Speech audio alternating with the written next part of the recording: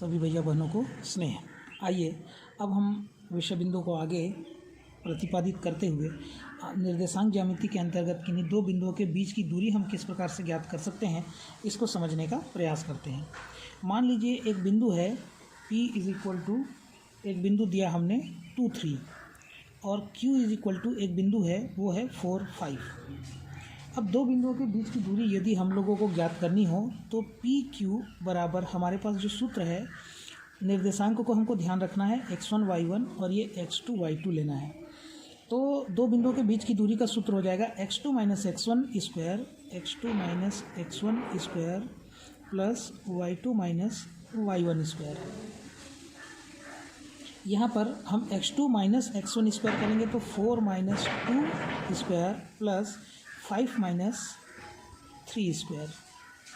अब यहाँ पर हम कर दें तो 4 - 2 करेंगे तो 2 का स्क्वायर हो जाएगा 4 प्लस 5 - 3 2 का स्क्वायर मतलब 4। ये हो जाएगा √8 और इसका मान हो जाएगा 2√2। तो इस प्रकार से हम दो बिंदुओं के बीच की दूरी का सूत्र बहुत आसानी से प्राप्त कर सकते हैं।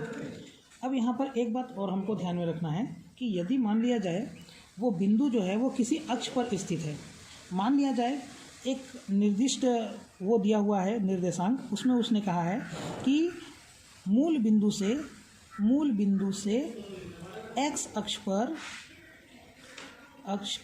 5 इकाई की दूरी पर एक बिंदु है, तो उस बिंदु का निर्देशांक x अक्ष पर किसी भी बिंदु का निर्देशांक हो जाएगा 5, 0, क्योंकि उसका y मान 0 होता है। हमको मालूम है x अक्ष पर स्थित बिंदु का y निर्देशांक 0 होगा और y अक्ष पर स्थित किसी बिंदु का x निर्देशांक जो है वो 0 होता है।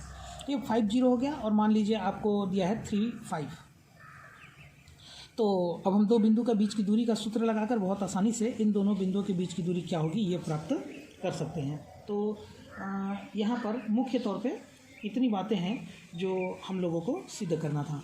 एक बात और ध्यान में रखना है, एक प्रश्न इस प्रकार से आता है कि मान लिया जाए ये त्रिभुज के 3 शीर्षों को प्रदर्शित करने वाले 3 निर्देशांक हैं, या मान लीजिए मैं अपने हिसाब से केवल सामान्य जानकारी के लिए ऐसा लिख रहा हूँ ऐसा।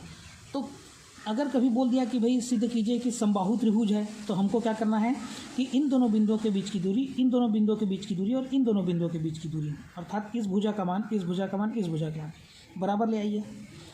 समद्विबाहु त्रिभुज सिद्ध करने के लिए बोला तो 3 में से 2 भुजाओं को बराबर कर देना है। समकोण त्रिभुज यदि सिद्ध कीजिए ऐसा कहता है तो समकोण त्रिभुज के लिए हमको ध्यान होगा कि तीनों भुजाओं का जो भुजाओं की जो लंबाई है, इस लंबाई को प्राप्त करने के बाद हम कर्ण का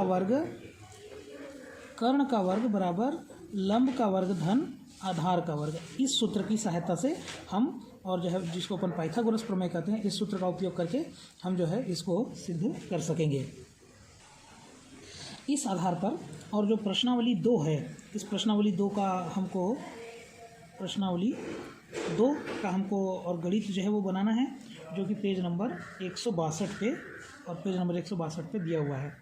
तो बहुत आसानी से हम ऐसे प्रश्नों को हल कर सकते हैं। तो आप सभी भैया बहन अपना अभ्यास जो है वो सतत रूप से जारी रखेंगे। इन्हीं शुभकामनाओं के साथ आप सभी भैया बहनों को मेरा स्नेह।